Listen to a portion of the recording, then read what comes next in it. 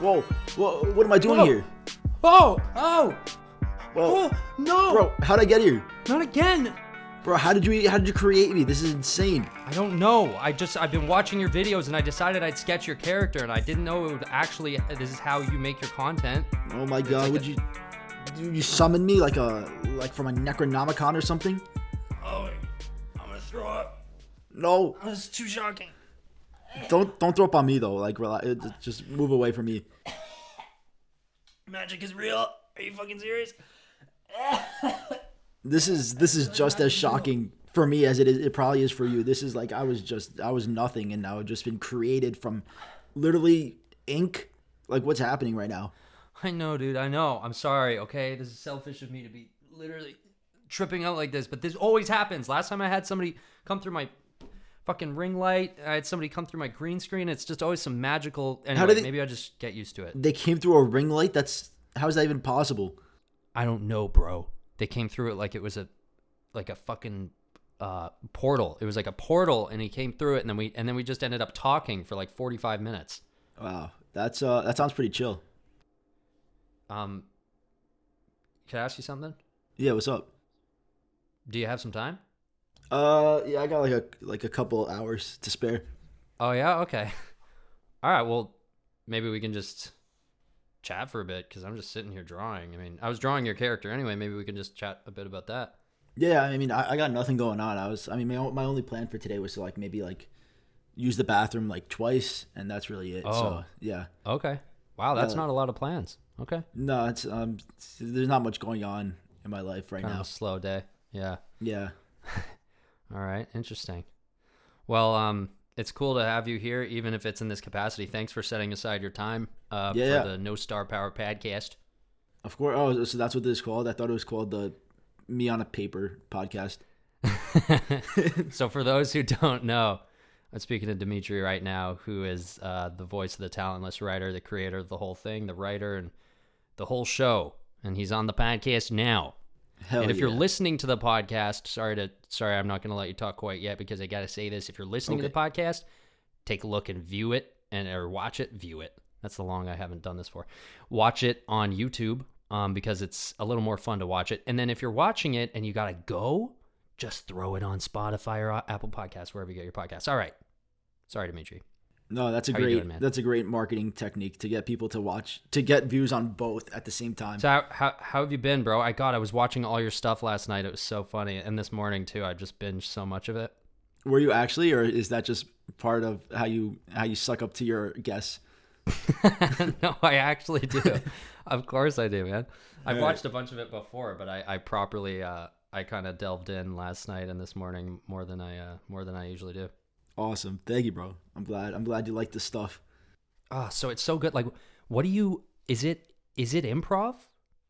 No, it's all written. Like, I have a few things that are improv, but like majority of it is all written. Oh yeah. Okay. So you write on how does it look on a page? Is it just one big paragraph? Because it seems like in the best way, it seems like there's like no punctuation or anything. Yeah, that's pretty much how it is. Like, I'll write it. A lot of the times I just write on my phone, in the notes app, like as if I'm texting someone, just to make it like more natural. But yeah, like it's hard for me to do improv for my stuff. I feel like I'm just gonna like record and then forget something that I really wanted to say. Like everyone else I know who's like in the comedy space seems to be doing improv for this stuff, and I'm just like, there's no possible way for me to do it except for like a few stories where I'm like, I have it completely written in my head. I know exactly what I want to say, but for the most part, just like I need to write down stuff or else I'm not gonna know what I'm gonna say on this microphone. Right. Even have you ever gotten to the point where you just do it point form? Because it sounds like there are some times where you go off script or maybe you come up with something on the spot. Is that true, or is it really just that's how you make it sound, and in reality it's like every word? No, it's mainly I try to make it sound like as if it's natural. And I feel like when I listen back to it, it doesn't sound natural at all. But I try my best to make it sound natural, because like my first videos, like before the Talentless Writer channel, like on other channels I had, it sounded like I was reading an essay in a school, like as a school project. And then I tried my best to like read it back and like make it sound as if it's a real conversation, or like even though it's like a monologue, type of thing. I just try to make it sound as natural as possible by reading it back and then like editing it to make it sound like what I would actually say if I was talking to a friend or something. Yeah, it does sound really natural. It sounds it sounds like it's just improv. I thought for sure that you just went, hey, this is just an idea I thought of. I'm going to share it with you guys. Nah, hell no, bro. I would not be making any good content if it was all improv. So like with the story time, because I know there's like a kind of a community, I guess we could call it, or a genre on YouTube called story time. And it's typically animation, am I right? With somebody kind of telling a story behind it. Yeah, I think there's like two types of story time on YouTube. There's story time animation, where it's like my content and like the odd ones out and people like that. And then there's story time where it's like Tana Mojo talking about a toothbrush in her vagina. There's like that kind of story time too. Yeah. Right. So what brought you towards story time specifically? Have you always been that way in your family? Are you the one to gather everybody's attention and tell long fun stories like that? Definitely not. Like anytime I would try to tell a story, like if I was like around family members, like they would always be like you're really bad at telling stories. They're just telling me like I suck. Like come on, like they'll like get to the point already. I'm like, damn, like no I think way, that's really? why I talk so fast in my videos, because like I would have to talk fast if I was telling a story, so that way like I could get in most of it before they tell me to stop talking. Okay. Are you do you live in like, is your family very energetic? Is it like that? Is that something? No, not really. No, eh? Okay. No. So it's not like you have to keep up with other people or get your voice heard before anybody else. Actually no, like my cousins actually are kind of energetic. Yeah, so I guess in that sense, I'm like competing to talk. But I guess storytime animation, I got drawn to that because I don't know, just inspired by a lot of the people like Bruce Do Films and the odd ones out. And my biggest inspiration for actually starting to do YouTube was Grade A Under A. If you ever watched his stuff back in the day. Yeah, like I was gonna ask you, what was your first, like the first time that you figured you could make it on YouTube, or rather I should say, what was the process to get to that point where you were finally like, oh, this is working. This is what I want to do. Story time. And it's working. Yeah, so my first video ever was like when I was in 4th grade. I was making like shit posts, but the first time I ever wanted to actually become a YouTuber and like make it my career was 6 years ago, where I made my first channel. Because before the Talentless Writer, I had like 6 channels or something that I just kept deleting channels and then making new ones because I didn't like the direction I was going in, because it was all like some were storytime animations, some were like commentary videos like Cody Co and stuff like that. So you figured you needed kind of like a through line. You figured you needed something consistent to keep people watching. Was that the idea? And you just felt like you weren't finding it for a while? Yeah, I just didn't know what kind of content I wanted to make. Like I'm sure some people like they go into YouTube knowing like, okay, this is the kind of content I want to make. But for me, I was like, I want to be a YouTuber and a comedy YouTuber, but I don't know what the fuck I want to make. I just want to be a YouTuber. So it took me a while to figure out what I wanted to do. And then it wasn't until I made my first animation on this channel with my style, because like the first few videos on this channel were a different style. But then when I made the first one in like my current style, it was called Green Eggs and Ham. That's when I was like, oh, okay, I see a vision with this. Like I can see these characters and like this art style with this storytelling doing really well. So I came to LA and I visited you guys at the Insano house a few weeks ago, and you were telling me that you're actually showing me that you have a bunch of different, I think you were showing me the same channel, but your privatized videos on the channel. What was another phase of the Talentless Writer that no one has access to now, and why is it hidden? So all my like old videos from my old channels I have on my Patreon. I think that's what I was showing you. Okay. And it was just like all different art styles, like mainly like my characters already are stick figures, but those were even like more stick figures. Like it was more like one of them, it was like more cyanide and happiness looking. The other one was like literally stick figures you would draw on a chalkboard. And then a couple commentary videos, like I did the music texting prank where like you would have to text your friend the lyrics to a song, and like see if they would go along with it and realize you were texting them song lyrics and not like a weird text. I did that challenge. Funny. Yeah, it was just like dumb stuff where I was just trying to get some views. Have you always been into comedy, or was this something that you just found that you enjoyed, like just super loose for fun, or are you a big fan of comedy? No, I'm a really big fan of comedy, stand-up comedy, and just comedy on YouTube in general. Like a majority of my entertainment I've consumed has all been YouTube, and a lot of it was gaming content for a long time, but majority of it that I really enjoyed was comedy stuff, and just watching like really crudely drawn animations of stand-up comedians like Russell Peters, like old stuff, or like Dane Cook, like people draw stick figures to that. That's kind of like what I wanted to emulate. Oh, cool. Okay. Well, have you done stand-up? Is that something that you'd want to go like move towards? It's kind of scary. I don't know.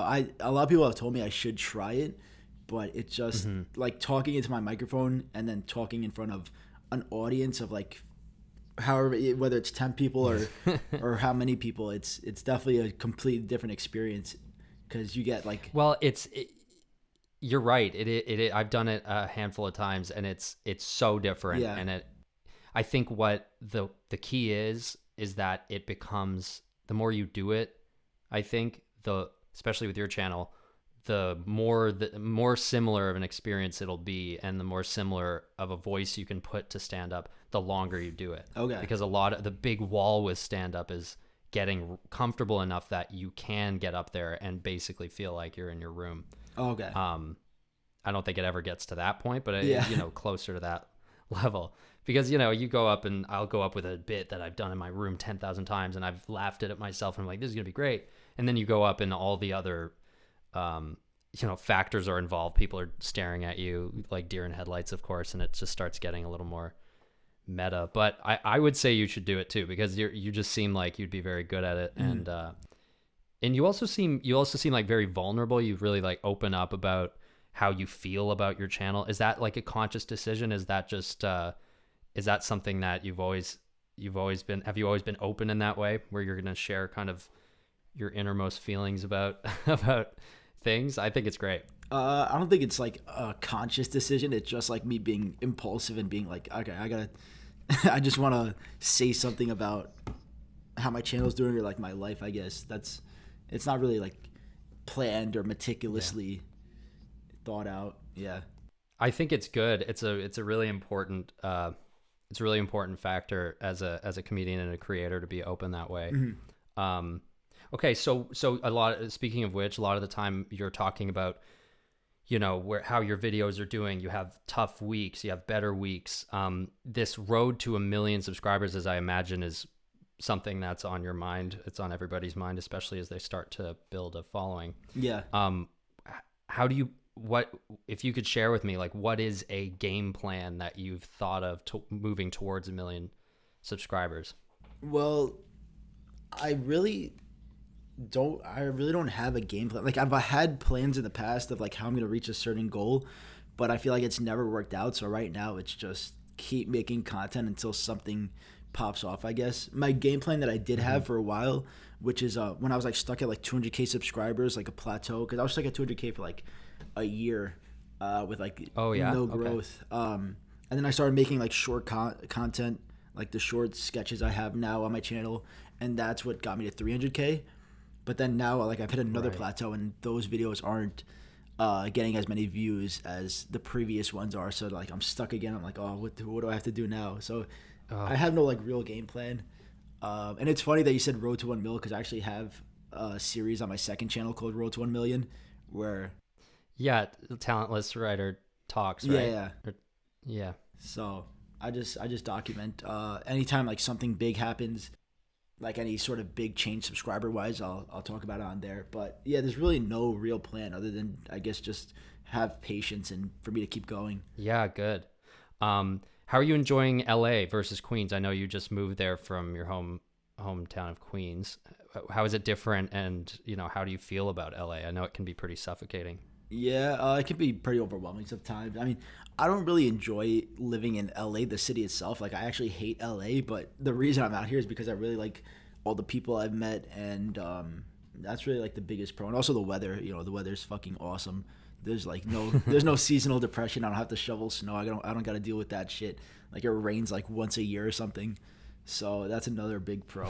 But I mean, I do miss Queens sometimes. I miss New York sometimes. But then I talk to my friends out there, and they're like, "What the fuck do you miss about New York? Like New York sucks." so yeah. We live in we grew up in the same climate. I'm in Toronto currently, and this is where I grew up. So I totally get it. The seasonal depression, it gets worse as you get older because you start going, I don't know, like you're going, as a kid, you're like, oh, snowballs, and oh, cool, tobogganing, can't wait. And then as you're older, you're like, none of that shit's interesting. I mean, unless you're drinking and doing it, and then you get older and you're just like, man, and especially at our age, you're in your mid-20s, is that right? Yeah, we're just like, I just feel so geared towards my like career, and it totally gets in the way when you're sitting inside all the time and it's fucking freezing. And so that I know you just say it as a side thing, the weather's nice, but it really makes a difference, especially when you're a creator. Yeah, it definitely does. I agree with that. Shoveling snow for 3 hours definitely kills some of your productivity when that rolls around. Yeah. So describe to me your beef with Susan Wojcicki. I know you've made some videos about, I don't know, is she the CEO or she's just one of the executives at YouTube? Yeah, she's the CEO. I think everyone has beef with her. I think everyone hates her that's a YouTuber. And I think if you're a YouTuber and you don't hate her, then she's like secretly helping build up your channel.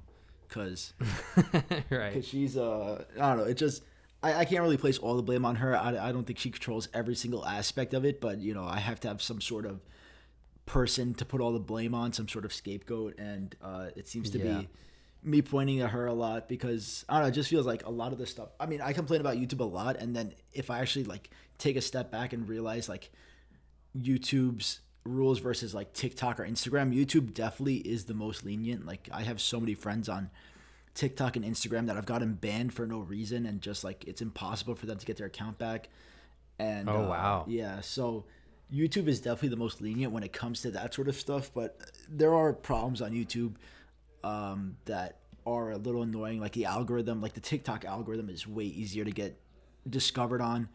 YouTube is like impossible. I feel like if you're a brand new channel, I feel like it's almost impossible to gain any sort of audience organically, like within the first year. I can attest to that. It's really been tough. I'm at video number 100 and I hit a slight wall, like on the point of Susan Wojcicki. For those who aren't aware, this is kind of something on Dimitri's channel where he talks about how this feature of the YouTube Studio app, the one where when you're a creator, you get to take a look, like you looking at your analytics and all that stuff. Right on the front page, it shows you how your most recent video is performing in relation to the last 10 that you've posted. And Dimitri, you have some problems with that, right? Because you kind of equate it to YouTube, like, creator burnout, and you think that it's just not good that it's right on the front page as soon as you open the app, right? Yeah, exactly. It just feels like every time I upload a video, it's like I'm spinning a slot machine, and like I'm like, okay, I spent all this time in this video. Let's see what Susan thinks about it, and then just like literally like gambling away your income for the fucking month. So it definitely leads to burnout. I've had some comments like from like mainly smaller YouTubers, like, oh, you're a pussy, like this is your job, like this is why are you complaining about it? If anything, it's helping you come up with better ideas. But every single YouTuber I know that is a full-time YouTuber hates the 1 out of 10 system. It's just like it's a cool feature to have if you really want to look at it, but the fact that it's right on the front page and like you're like, okay, what am I getting today? Is my channel gonna die, or is it gonna do well? And even like obviously if that wasn't there, like you would still be looking at the views, but just having that ranking system, it just makes it way worse for my mental health. Well, it also sounds like it really is a slot, because I hear you saying like, come on, how is my channel gonna do today? It's like very random, and it goes back to what you were just saying about you discovering this new style of video that works, these short form videos, right?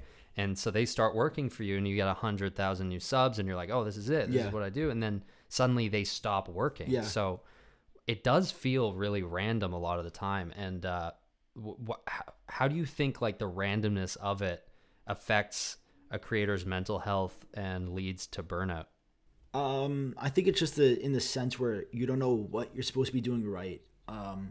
Because like if you compare it to, I guess, like playing a video game, right? If you're playing a video game, you're trying to hit a certain goal, like like the steps you have to take in order to get there, no matter how long it takes. Like if I chop down this tree, I'll gain enough wood to do this or whatever, right? But in YouTube, it's like I know this is working, but then like a week later, whatever you thought your plan was doesn't work at all, and it just well, does that, is there an added, I'm sure there's an added stress when it's your main source of income. Yeah. So I know about, what was it, 7 months ago, 8 months ago, you quit your job at a restaurant right in Queens and you moved out to LA. Like this is your main source of income now. So how, when your video is a 10 out of 10, which for those of you who don't know, that is quote unquote a bad thing. Yeah. That might mean, oh, I can't pay rent, right? Like, I mean, in theory. Well, yeah, that's literally what happened to me. I moved out to LA in the fall. I quit my job, and then I was in LA for 2 months, and then my YouTube wasn't performing well. So then I moved back to New York for 3 months, and then I came back out to LA again these past 2 months. Oh, really? Oh, yeah. So it really. Oh, so I had to move back in with my parents again because I had my channel was just doing so poorly. That's wild. Yeah. So it kind of teaches you that you need to maybe have savings or some sort of backup plan or something like that attached to it. What do you have to say about like following your dreams? If you, it's kind of a paradox, right? Because it's like if you do follow what you love, your odds of actually succeeding if you kind of are only half doing it are probably a bit lower. But then if you go full force on it and it doesn't work out or it wavers, like you're explaining, it's such a risky and scary experience. So how do you kind of mitigate that feeling of like, I am following my dreams, I'm happy with it, but at the same time, it's giving me strife? Yeah, I don't know. I mean, it's definitely a scary feeling, having like a very unstable career. But I mean, at the same time, like right now, even though I'm dealing with like the unknown of like whether I'm going to make enough money this month to pay my rent or not, it's definitely still better than working at a restaurant. I hated it so much, but I don't know. I might have to go back to working at Taco Bell or something. I don't know. So I think the best bet is if you can find like some sort of like part-time job that you really enjoy, and then also do YouTube if you're doing it full time. Maybe that's like the best way to go about it, because I know a bunch of YouTubers who they do YouTube full time, but then they also have like something to do like maybe 10-20 hours a week that also helps with additional income, whether it's like working for another YouTuber or whatever it is. Because there's a lot of YouTubers who like, even Michael Reeves, I remember when he was super big, he was talking about how he was still programming. He was doing freelance programming still to help pay the bills.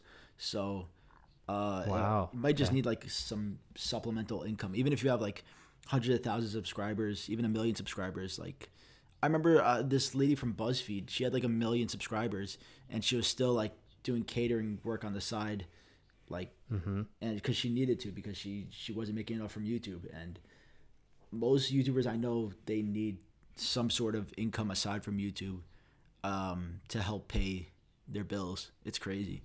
It is an age-old story as well, though. Like with show business, that's kind of always been the way it is, ironically. Yeah. Because I don't know why I guess it's just, paycheck to paycheck, job to job, and it's kind of finicky that way, I think, in nature. And the YouTube algorithm is it's scary because it's about as random as maybe the existence of being a creator even outside of YouTube can be that random too. I mean, I guess it's a mixture of the two, because it's also like you are making your own work, you are making your own destiny on paper, but then in reality, if you don't have that thing, that perfect, that format that works every time, like you're saying, like Mr. Beast might, or like that, he has like an empire of people making videos. It's not exactly. It's not even going to be a question anymore for him. Mm-hmm. But that's kind of how it always has been in a way. So where'd you come up with your name? Oh, okay. So after doing YouTube for a while, like after having 6 channels I deleted, I was like, all right, maybe I still want to be like in the comedy space, but maybe YouTube's not for me, because I wasn't doing well on YouTube. Like none of the channels even hit like probably 10 subscribers before I ended up deleting them. So I was like, okay, I still want to do comedy, but maybe I want to be like a comedy writer, like write for a TV show or something. So there's this website called Channel 101. I don't know if you've heard of it. Yeah. Okay. Dan Harmon. Yeah. Mm-hmm. A lot of people I bring it up to have no idea it exists, but I feel like a lot of people know in this industry. But I guess it's really old. It goes way back to like the early 2000s. It's where Justin Roiland kind of first got. I mean, that's where the original Rick and Morty short is. Doc and Marty. Yeah, exactly. So for people who don't know what the site is, it's basically like every month you have a month to come out with a pilot for a show you want to make. It has to be under 5 minutes. And then you pitch it, like you send them the link, and then there's an audience watching it, and they choose which like 5 pilots they want to continue, and then they keep making more of those. So I made like maybe 2 pilots for the website, and both of them got like rejected, and like just they didn't like them. So I was like, okay, I want to be a writer, I want to be a comedy writer, but nobody likes my shit. So the Talentless Writer came about. That's how I came up with the name. Oh wow. Yeah. That's hilarious because this podcast, I've said this 10,000 times on the air, but this podcast is called No Star Power for a similar reason. Like my show got rejected from networks when we pitched it across the States. And then the reason was there was no star power. There's nobody in it which means like there's nobody in it that's famous enough. Yeah. So that's hilarious. It's like, it's so funny. And it's like, what do you feel about the concept that the old model of TV, or the alternative model, I should say, is based on a yes or no from somebody who maybe hasn't even made a movie in their whole life? Mm-hmm. Yeah, I don't know. I think it sucks. It's just very gatekeepy. Like, it's just like old people at the top, like thinking they know what the current generation wants from their entertainment. It's not a good system. And even like networks like Adult Swim, like they used to be like really good at that shit, but I feel like now even they've become like every other network out there, in the sense that they really don't know what to put out. And even like the shows that they get on, like they definitely hinder the creative process a lot by trying to make sure that everything is I don't know, not risky. Yeah, it's true. Which I wanted to ask about your videos too. It seems like you're not not too concerned about holding back on like profanity and crude subject matter. Is that in any way? What's that based on? Is that just kind of you being yourself, or is that also you going, well, this is my channel, this is where I can talk, this is what I want to do? And so I will do it. Yeah, it's pretty much both. I think it's just like I make like fucked up jokes all the time, and like I curse a lot, and also I guess because it's my channel, I'm gonna talk how I want. I'm gonna talk about the stuff that I think is funny that other people maybe aren't talking about. I mean, there's some stuff I hold back on. Like there's some ideas where I'm like, okay, this would be funny, but maybe I shouldn't talk about this, maybe just yet. I don't know. Right. So that how much of that is you going, as you're saying it, this isn't, I don't even find this funny, and how much of it is going, I can't, like I shouldn't? It's more so like it's not that I can't. It's more so like I don't know, people might get the wrong impression. Like there are stuff on there's stuff on YouTube I feel like if I said it, I wouldn't be able to get away with it as much as I would be able to get away with it if I said it on a stage doing stand-up, just because of the audience on there. It's not even like I'm afraid of my audience. It's just I'm afraid of like people reporting my videos and like getting a strike on YouTube. It's like my audience would love it, like the idea, like some of the ideas where I would be crossing the line, but it's like right. YouTube would be like, okay, maybe we should give this guy a warning that he can't be saying this shit. But if it was still on YouTube, Right. but if I was like on a stage with a microphone, I feel like they would be way more lenient. I feel like YouTube is way more lenient towards like Netflix stand-up comedians than they are to independent Oh, creators. interesting. Yeah. Interesting. Well, I would maybe I would suggest, if I may, that you kind of put a little folder aside with all the more crude or the stuff, even just like rejected stuff or stuff you never get around to, and just formulate it into a stand-up set and just go like incognito with nobody. I've done that before, man, where I used to go with all my friends because they were all more interested in stand-up where I am now. And we would go together and we would get all energized and everybody would, all our friends would come out and see us, and it was this big thing. And then now that I'm later in my life and a lot of people are just going, I just want to like moving on with different careers and stuff, and I'm still sitting here wanting to do that, I've gone like, coming back to it, I just go on just totally alone, like anonymous, and then I've bombed like a handful of times just totally alone, and nobody knows I'm there, nobody knows who I am. I just go up, I bomb. If I feel like it, I just kind of slip out. But there's something so like, it makes it so much easier when you do it that way. Yeah. I'd recommend it if you were going to try and tackle it for your first time, to just go a couple times alone before you start kind of like inviting people. It helps. Yeah, I definitely should try an open mic or something and just say the most fucked up shit that I have written down. I don't like. Dude, do you want me to give an fun. example of like one idea I had? Yeah. Okay. Sure. So it's like, it's about Siamese twins. It's like, if you're having sex with Siamese twins, is that like, does the other one consent? Like, what's the deal with that? Like, is it incest if they're both included? Like, it's basically jokes like that. Yeah. Right. Do you have to? Yeah, you have to get twice the consent for both of them. Exactly. Oh my god. Are there really? How many Siamese twins are there in the world? I have no idea. Why. That's funny though. That's a good premise. See, that kind of stuff you throw, and stand up is so like, in 5 minutes you go through 10 jokes or 20 jokes, right? So it's like, I used to do long form stories, and I think it, like I said, like, it used to work with like my friends being there because they know me and they're in along for the ride. But lately with just random people on stage, I've had to, like, I'll be halfway through a story and it won't be working, and I'll be like, this is all I have planned is this long story. Yeah. And it's like not working. So I start realizing why stand up there sometimes, especially at open mics, with like a notepad with ideas that they're literally just reading off of sometimes. So it's as easy as that, honestly. It's just like point form a bunch of shit and go up, and I recommend it. It's fun when it works. It's very fun when it works. And when you bomb, it's something's kind of freeing about it, because you walk off stage and you go, well, that's what I've been afraid of. That's like because you start and you go, that's the exact fear I've always had, that would happen if I did this. And it just happened, and it wasn't that bad. Here I am walking away and nobody gives a shit. And you're just like, oh. So it's nerve wracking, but it's a lot of fun.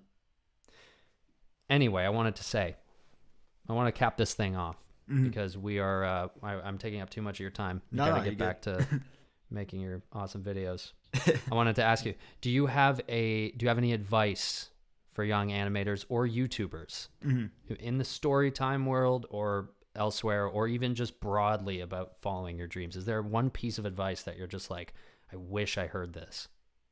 Probably the best advice I ever got was so like my biggest inspiration for the content I'm doing right now is Bruce Stu Films. Our stuff is very similar just because I've been so inspired by his content, and I get a lot of comments saying like I'm the Walmart version of him, which is funny.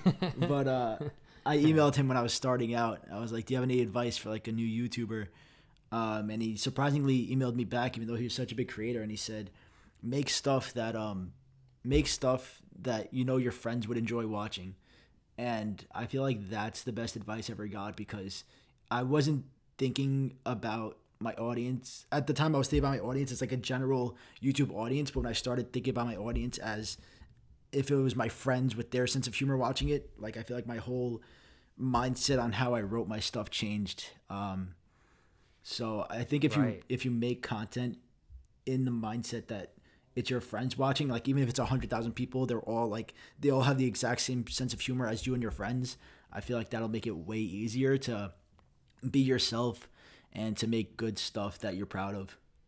That's awesome, man. And talking about how everything seems so up in the air and random whether or not it works, it's almost like that is kind of the best piece of advice, because unless you hit a stride that like Mr. Beast has found where he's like cracked the algorithm and might even know Susan and all those people, it's like otherwise if you're just a creator trying to make it and do your thing, it's almost like all you can do is do what you like to do and do what makes you laugh, because that is probably what got you to this point so far. So maybe it's not the short form format thing that worked, or it's for a minute it was, but maybe the through line is just keep doing the things that are going to be funny for you and not get too caught up in what you've been convinced works. Yeah, for sure.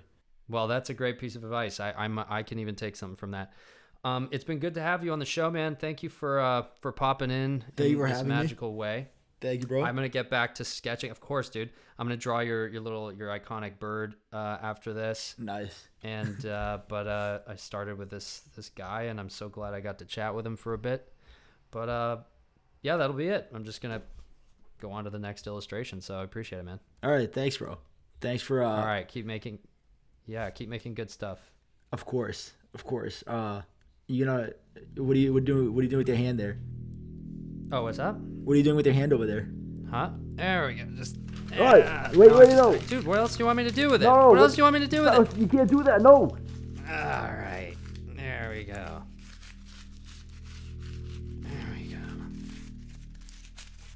I'm actually still alive, but no. Oh, fuck. Oh, there we go. That'll do it.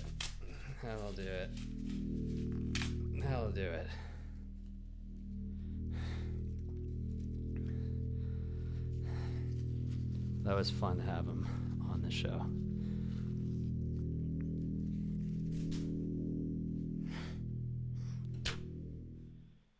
Anyway, back to my drawing. Thanks for listening, guys. Remember to subscribe and comment and subscribe and like and comment and subscribe. And go see Talentless Writer's YouTube channel because it's really good. All right.